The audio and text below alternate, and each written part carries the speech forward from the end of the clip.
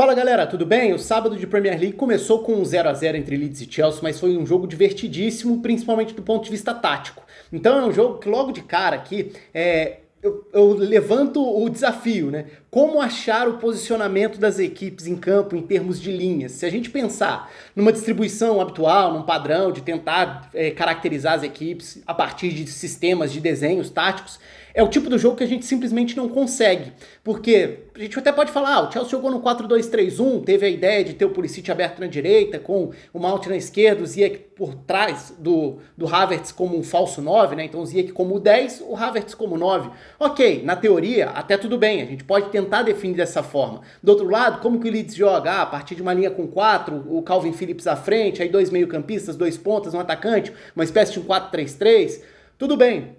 Mas se a gente for olhar para os posicionamentos a partir das ideias, e quais são essas ideias? Um Chelsea tentando ser extremamente móvel com o Tuchel, tentando movimentar as peças, até para quebrar os encaixes da marcação da estratégia do Bielsa. O Bielsa é um treinador que tenta se adaptar aos adversários sendo muito agressivo no comportamento sem a bola para tirar esse conforto, para sufocar. Então são marcações muitas vezes individuais mesmo, e muito bem definidas. Então se a gente coloca esse choque, esse enfrentamento entre Tuchel e Bielsa, o resultado é um jogo com um tabuleiro muito difícil de desvendar. Então eu vou mostrar aqui diferentes momentos do jogo no campinho para mostrar exatamente como não dá para definir exatamente o jogo a partir de linhas, não dá para falar de sistemas definidos com jogadores alinhados, porque não era essa a ideia. E dá para ser organizado dessa forma. Só que é claro que a partir desse tipo de organização, a prioridade deixa de ser o espaço em campo. Então a gente não vai enxergar em campo times organizados porque estão com linhas próximas, com linhas bem definidas. Não era essa a ideia. Mas os times podem estar organizados com outros parâmetros, principalmente se a gente for pensar o parâmetro individual de marcação no caso do Leeds. Então acaba sendo muito curioso, porque foi um jogo frenético no início, foi um jogo em que os dois times tiveram chances, os dois times aceleravam e depois o jogo até cai um pouco em termos de ritmo na segunda metade do primeiro tempo, no segundo tempo volta acelerado, depois volta a cair um pouco, e aí vem as substituições bagunçando mais ainda essas ideias de encaixes. Se a gente for pegar como ponto de partida as escalações iniciais e o funcionamento inicial, a gente vai ver que na prática o Chelsea não tinha o Mason Mount aberto na esquerda, tinha o Mason Mount tentando trabalhar por dentro. O Ayling, lateral direito do Leeds, não ficava como um lateral, ficava na marcação individual, por dentro, então ele marcava à frente do restante da linha de defesa. O Pulisic ficava mais espetado do lado direito. Aliás, o Pulisic não tem ficado ainda tão confortável em ter que ocupar um espaço pré-determinado. Ele tem funcionado melhor quando pode participar mais do jogo, circular mais por dentro. Nessa formação, ele era o cara que abria pela ponta direita e batia de frente com o Alioski, que fazia esse trabalho. Então, por dentro, o Havertz ficava circulando como essa espécie de falso 9, tentando deslocar os dois zagueiros do Leeds para tirar os dois de posição, enquanto o Calvin Phillips à frente fazia a marcação mais encaixada no Ziyech, que era um meia que caía muitas vezes mais pelo lado direito.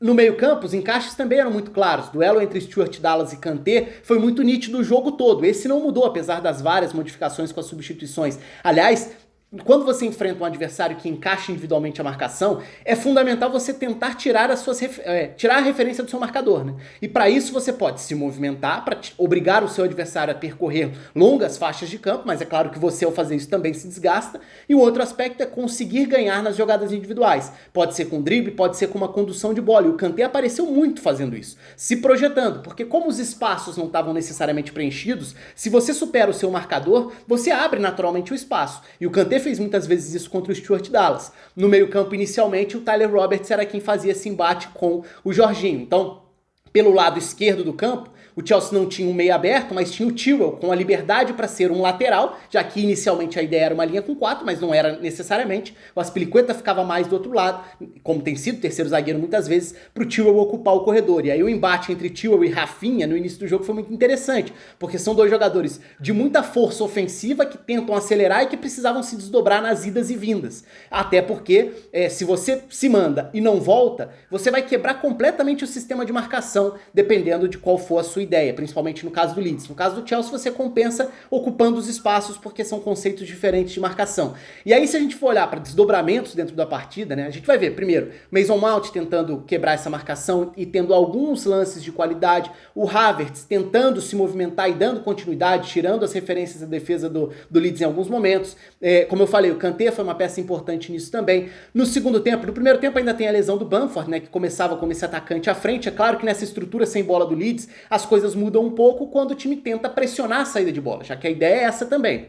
Aí esses encaixes podem se desfazer por uma questão circunstancial, porque no panorama inicial você vai ver que um dos zagueiros do Chelsea sobra, mas quando o Leeds vai subir, a ideia é que todo mundo seja pressionado na saída de bola, então você acaba reajustando um pouco esses encaixes. Depois da lesão entra o Rodrigo, e aí com a entrada do Rodrigo, e principalmente se a gente pegar o início do segundo tempo como parâmetro, o Rafinha inverte de lado porque o Harrison poderia ser um jogador com mais fôlego defensivo para acompanhar o Tyrell, e isso daria liberdade para o Rafinha ficar mais com mais fôlego, né, ficar mais inteiro para ser esse jogador das entradas em diagonal agora no setor do Azpilicueta, jogando pelo outro lado.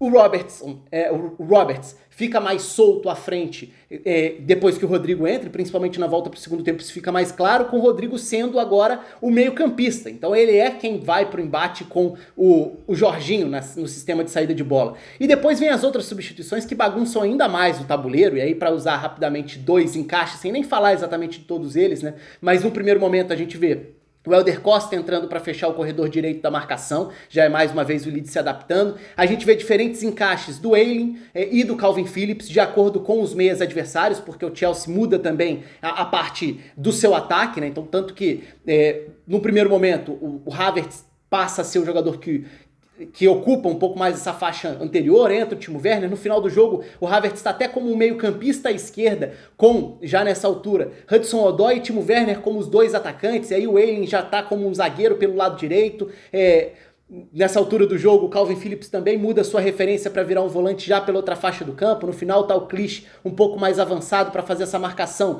que começou com o Roberts, passou pelo Rodrigo, termina com o Clich no duelo com o Jorginho. Do outro lado o Reece James entra, então deixa de ter um cara mais espetado no setor do Alioski, mas termina com os dois batendo de frente também por ali, enquanto do outro lado o Tyrell passa a ter na reta final do jogo o Helder Costa. Então foram vários os cenários diferentes quando a gente fala em encaixes de marcação, em substituições e alternativas buscadas pelos dois treinadores.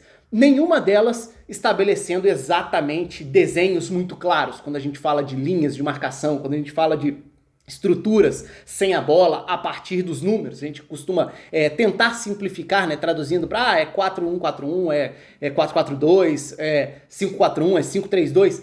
Num jogo em que os conceitos de organização sem bola são outros, principalmente do lado do Leeds, e num jogo em que a ideia do Tuchel foi claramente quebrar as referências e tirar o conforto que o Leeds poderia ter na sua estrutura de marcação agressiva sem a bola, referência é tudo que a gente não tem. Então a gente passa a olhar para os campinhos e enxerga qualquer desenho, mas dificilmente com linhas bem determinadas. Muito mais com as peças distribuídas em campo a partir de ideias muito claras. Seja a gente falando das ideias defensivas de encaixe do Leeds ou nas ideias ofensivas de tentativa de quebra desses encaixes por parte do Tuchel. Então a Premier League tem sido marcada por duelos relevantes entre treinadores muito interessantes. Acho que dessa vez foi o caso de novo. Embora tenha sido um 0-0, foi um jogo bastante divertido do ponto de vista tático, um jogo que teve momentos frenéticos, momentos bem abertos e que acabou com 0-0, mas aí é detalhe, porque se a gente for pensar no que foi o jogo, os dois goleiros trabalharam, né? O Meslier fez importantes defesas, foi um dos principais nomes em campo.